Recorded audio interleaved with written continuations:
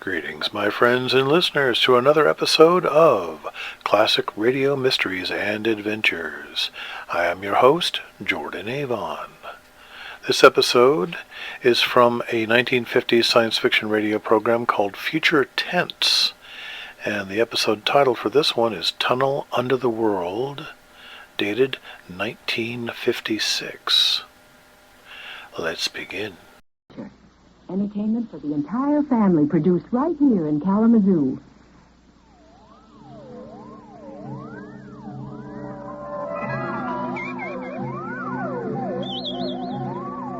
Join us now for a voyage into another dimension. A journey into a realm as infinite and limitless as time itself. Destination, the farthest reaches of the imagination. WMUK Special Projects presents Future Tense.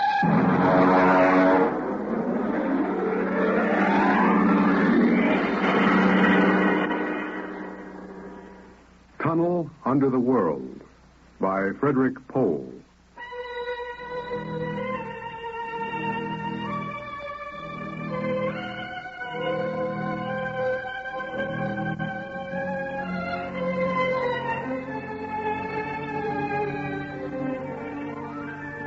On the morning of June 15th, Guy Burkhart woke up screaming. Ah! It was more real than any other dream he had ever had in his life. He could still feel and hear that sharp, metal-ripping explosion, that searing wave of heat. He sat up. Oh, Mary! Mary! Mary! Where are you? Guy, what's wrong? You're trembling. Oh, where were you? In the kitchen cooking breakfast. What is it? I don't know. A dream, I guess. An explosion. Did you say explosion? Yes. But that's the dream I had. What? I dreamed there was a big explosion, and then something sort of hit me on the head. Oh, good Lord. Oh, maybe there really was some sort of explosion, and it started as dreaming. Well, there will be an explosion down at your office if you don't hurry and get to work.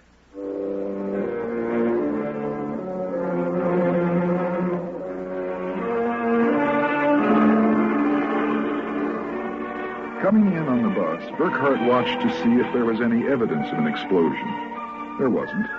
If anything, the town looked better than ever. The only thing that seemed strange to Burkhart was the fact that none of the usual crowd was on the bus. He was a little relieved when his old pal, Henry Swanson, finally got on. Excuse me. Oh, Henry. Pardon me, sir? Henry, what's the matter with you? It's me, Guy Burkhart. Burkhart? Sorry, I don't believe we've met. What? Well, Henry, for Pete's sake, it's me.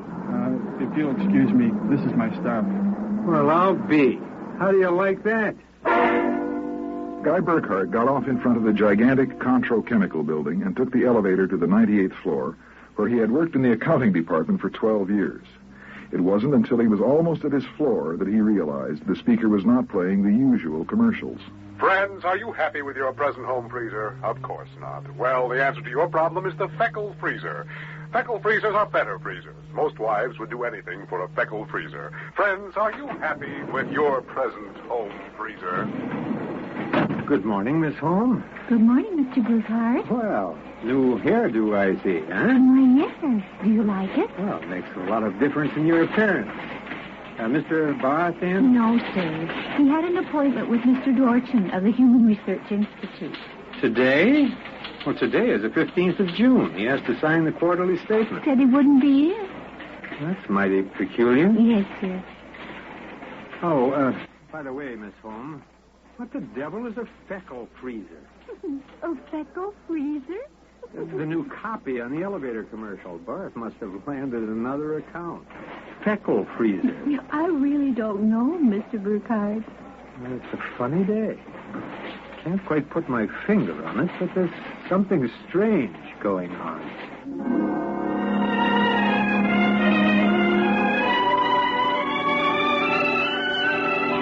He couldn't shake the thought out of his mind. It persisted all through the day and through dinner. He was still brooding as he and Mary got ready for bed. Tired, dear? No. Anything wrong? I don't know.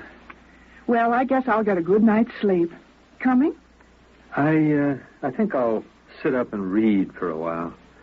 Good night, darling. Good night, dear.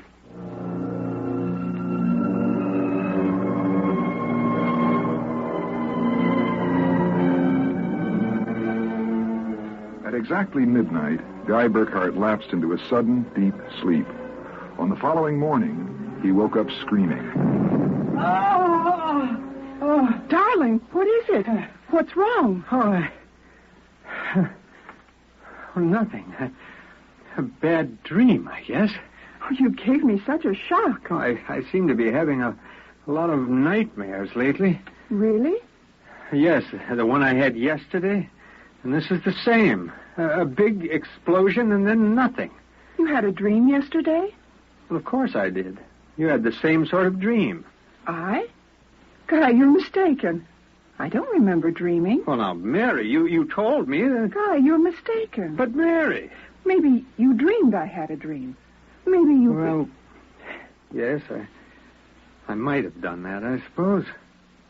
Everything did seem sort of strange yesterday. Oh, that's probably it.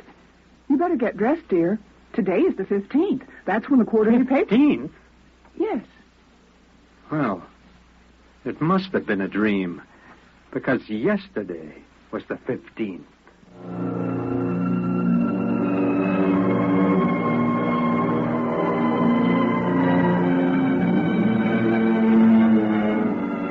Guy Burkhart got up, dressed, ate breakfast, and took the usual bus to work. Once again, everything seemed even brighter and newer than usual. And once again, he was puzzled when he noticed none of the old crowd on the bus. Pardon me, please. Oh, now, look, don't shove so... Oh. Good morning, Henry. Morning. For God's sake, don't talk to me. Well, what is it? You're being followed or something? Don't you know? I was sure you remembered. Remembered what? I can't talk. This is my stop. Will you excuse me, please? Oh, but Henry. Well, Henry, for Pete's sake. As in yesterday's dream, Guy Burkhart got off at his stop and took the elevator to the 98th floor. The speaker in the elevator purred a new commercial this time. Marlin cigarettes. They're sanitized. Does your present cigarette make your throat feel raspy and unpleasant? Marlin cigarettes contain a miraculous new drug which actually gives you the sensation of smooth, creamy smoke. Marlin cigarettes. Marlin cigarettes. He walked down the marble corridor to his office. Good morning, Mr. Burkhart. Good morning, Miss Holmes. Do you like my new hairdo? Yes. Is Mr. Barth in? Oh, no, sir. He had an appointment with Dr. Dorchin at the Research Institute. I know. You know? Well, I guessed it anyway.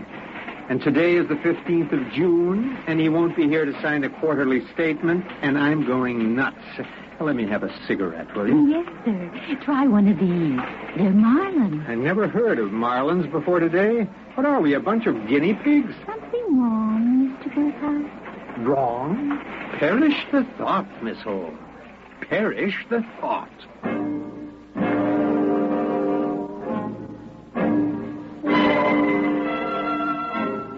He went to his desk and stared at the mail. Before he opened it, he knew that the factory distributor's envelope contained an order for 12 new electronic computers. He knew that the Development Journal contained an article about a new method of transprinting selective brain circuits of human engineers onto the electric brain circuits of robot engineers to facilitate the operation of automatic factories. He knew that there was a complaint from Feinbeck & Sons about Contro Chemical's newest household robot circuit. After a long while, he forced himself to open them. They were exactly as he suspected. Hello? This is Swanson. Henry Swanson. What is it? Do you remember? Remember what? Just remember. All right, now listen, Henry. Let's stop playing games. Yesterday, either I was dreaming or you snubbed me on the bus. Today, the same thing happened. Oh, you do remember. Thank heavens. I thought so when I saw you, but I couldn't be sure. Well, what is it you want? Listen, tomorrow morning when I get off the bus, you get off with me. Be casual. They might be watching. Who may be watching? Swanson? Hello? You buzzed, Mr. Burkhardt? Yes, I'm still out of cigarettes. Would you buy me a pack of Keltons? Wouldn't you rather have Marlins? I smoke Keltons. But, Mr. Burkhardt, Marlins have that soft, creamy smoke that's so soothing to your throat. Oh, do you really believe that stuff? Well, it's true. I wouldn't say this, Mr. Burkhardt, except that, well, I've gotten to know you pretty well. I've grown to admire you so much. Yeah, I see. Would you mind, Mr. Burkhardt, if I told you that for months now I've wanted to, well, to comfort you? I know how troubled you've been. Well, you've never mentioned your feelings before, Miss Holmes. April. My first name's April. Oh, that's a pretty name. You see, I do have your welfare at heart. That's why when I see you smoking Keltons, and I know Marlins are so much better, won't you let me buy some of them for you? I suppose so. Why not? Here, bring me a carton. Oh, thank you, Mr. Burkhardt. Guy. I think you ought to go. I'll be back.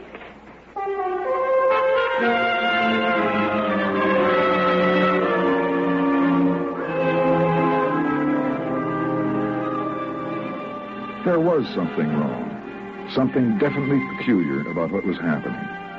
The call from Henry Swanson, the strange behavior of his secretary, Miss Holmes, the new products, the dreams. Guy Burkhardt went home that night feeling like a man in a nightmare. Is that you, dear? Yeah, it's me. Did you have a good day? Oh, fair. Oh, before you sit down, will you go down into the cellar and put in a new fuse?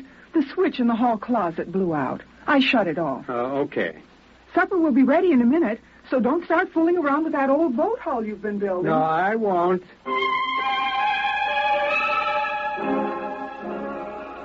Mary? Yes? Come down here. Hurry up.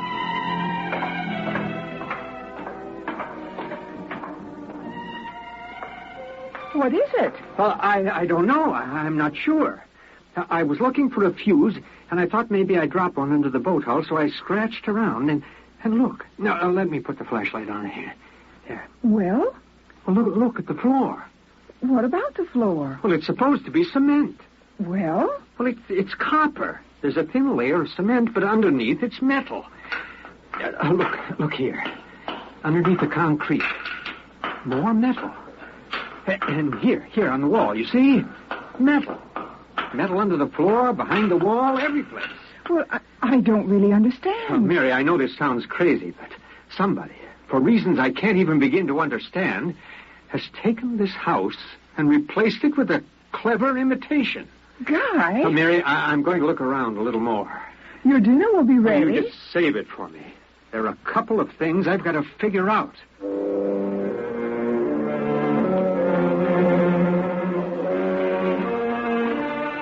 The following morning, Guy Burkhardt woke up screaming.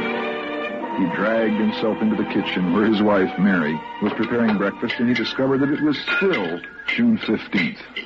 Mary, where's the morning paper? Here, dear. Yeah. Mm-hmm. Yeah. June 15th. Better hurry, dear. Today's the day Mr. Bart fills out the quarterly tax return. No, it isn't. What? He won't be there. He'll be at a meeting with that crackpot Dorchin at the Human Research Institute. Dr. Dorchin? Yeah, he'll be there. And Miss Holmes will have a new hairdo, and the elevator will be selling some new product, and Swanson will... What about Swanson? Swanson. He said, I wonder if it's going to be the same today, or if... Guy, what in the world are you talking about? Nothing. Never mind. Where's my coat? But you haven't had any breakfast yet. Oh, I don't want to miss my bus. I'll see you tonight. Guy Burkhardt got on his bus. There were the same unfamiliar faces, the same unusually new-looking buildings, the same unusually bright sunshine. And on the customary corner, Henry Swanson, pale and introverted, climbed aboard. Excuse me, sir. Well, that's quite all right. Do you remember the phone call? Yes. Oh, thank heaven. Get off at the next corner and follow me. Well, where are you going? There's an excavation for a building about a block down. Make sure you aren't followed. I'll go first. Burkhardt, here, behind the fence. Well, all right now, Henry. What's this all about? I'm not sure. At first I thought perhaps they were Russians. Now I'm beginning to think they're Martians. No humans could have accomplished what they've accomplished. Now, wait a minute. Start from the beginning, Henry. What's going on? Look, Burkhardt, peculiar things have been happening to you, right? Oh, yes. A lot of your friends are missing. Your house seems changed. Yes, and something stranger than that. The date. Today is June 15th. Yet I could swear yesterday was June 15th and the day before that. You've got it, friend. It's always June 15th. And you and I are the only ones who know it. But why, Henry? How? I'm not sure. I think it's some sort of mass hypnosis or something. Oh, but why doesn't it work for us? My wife, Mary, doesn't remember a thing. Somehow, when it happened, they missed us. We were protected from the full force of the rays or whatever they used. Burkhardt, where were you on the night of the 14th? About midnight. Let's see. It was Sunday night, huh? Yes. I was down in the cellar under the boat I'm building. I was in my darkroom developing some pictures. Well, this just doesn't make any sense to me. Russians, Martians, what makes you think that? I've seen them. Where? At the end of the tunnel. What tunnel? The one they built into the city. A tunnel under the city? Yes, it's made of copper or some alloy. Copper? Now, wait a minute.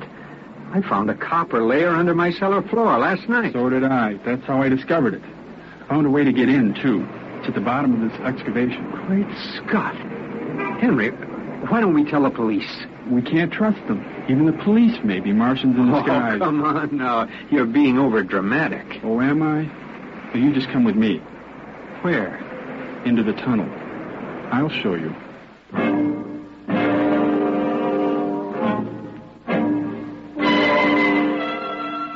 Henry Swanson led Guy Burkhardt through a small hole into the excavation. There, he removed a cut-out piece of metallic substance, and they crawled into a dimly lighted tunnel. They walked for what seemed like 2 miles until Swanson held his finger to his lips. Shh, we've got to be quiet now. Henry, this is fantastic. But they've got a tunnel right under the whole town. You haven't seen anything yet. There's a room a little farther down. We'll be able to look through a glass in the door. Is it safe? Yes, unless one of them comes along. Now, come on. Okay.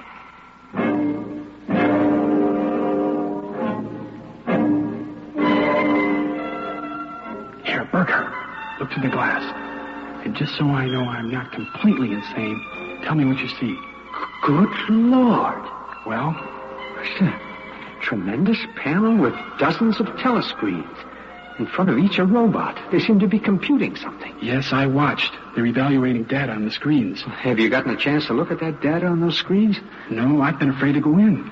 There might be a warning circuit somewhere. If we knew what those robots were working on, we could go to the authorities.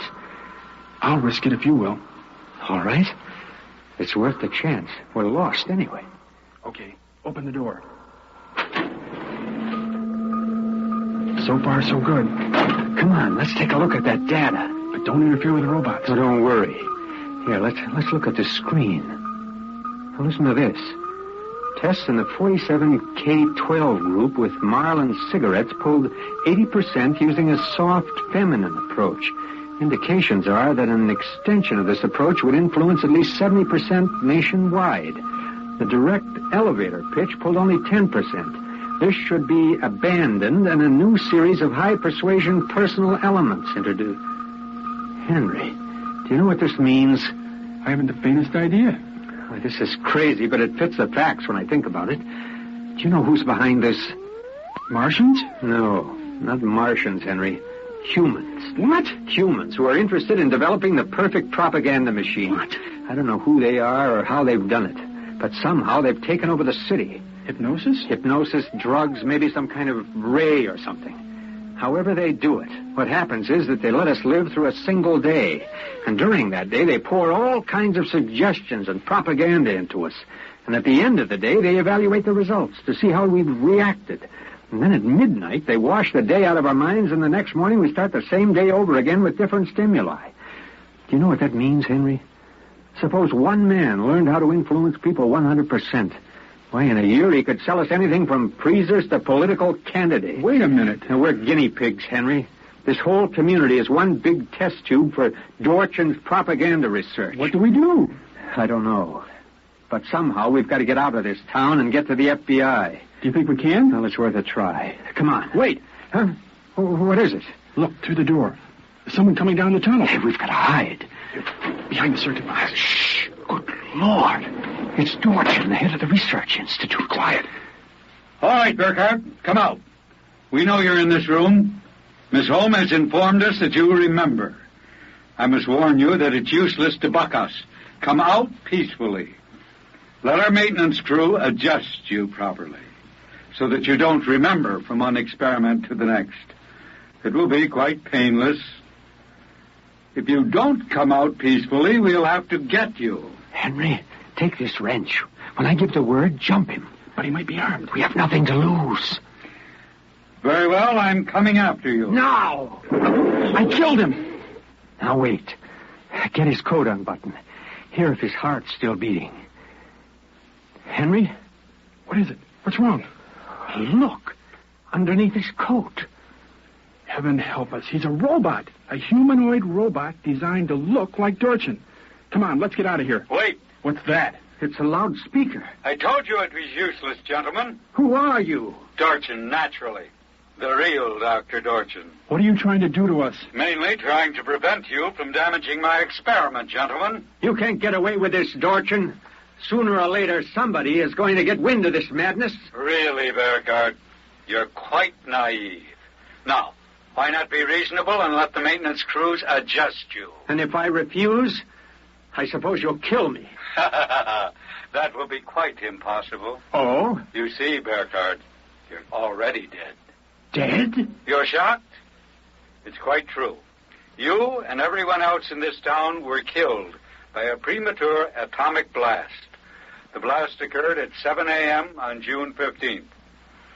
That's the last thing imprinted on your minds. That's why you wake up screaming each morning. No, it isn't true. But it is. What I and my associates did was take the brain circuits from your dead bodies, store them in electrochemical batteries until we had a chance to rebuild the cities and begin our tests. Do you think I believe a fantastic tale like that? I imagine you find it incredible. Of course, we didn't rebuild everything exactly. After all, it only had to last over a single day, June 15th. At midnight, we turn off the power and wash out the memory of the day. You and your friend Swanson, unfortunately, have defective circuits. You remember. Burkhardt, it's no use. We're trapped. Give up. Not me. But what can we do? We can make a run for it down the tunnel. Come on.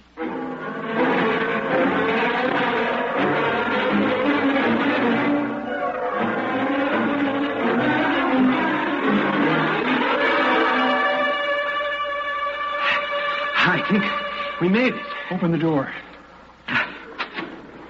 Oh, no. No, I don't believe it. Swanson, look. They were standing on a ledge of smooth, finished metal. At their feet, the ledge dropped away into a chasm so deep they could not see the bottom. Beyond was only a glare so bright that their eyes could not stand to look into it. And yet, just at the limit of their vision, something towered. Something so huge it was almost inconceivable. Something. Burkhardt! Yes? This is Dorchin. Now do you understand why it's useless? The great looming figure moved closer.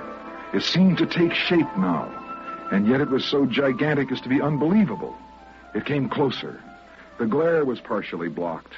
And then Guy Burkhardt knew that the huge shape was none other than Dorchin himself. You see how I did it, Burkhardt? I took your brain circuits and had them reduced so they could be transferred to tiny humanoid mannequins. That's what you are, Burkhardt, a tiny miniature of yourself. In this city, this whole experiment I'm conducting is built on a tabletop.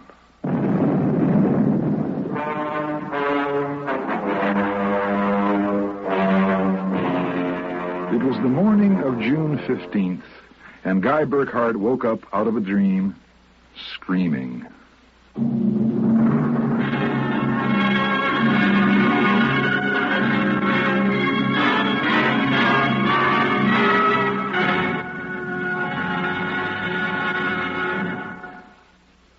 WMUK Special Projects has presented Tunnel Under the World, a story by Frederick Pohl, adapted for radio by George Lefferts.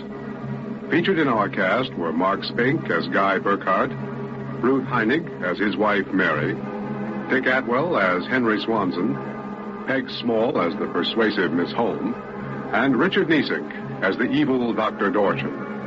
Our narrator was John Phillips. Future Tense is produced and directed by Ellie Siegel.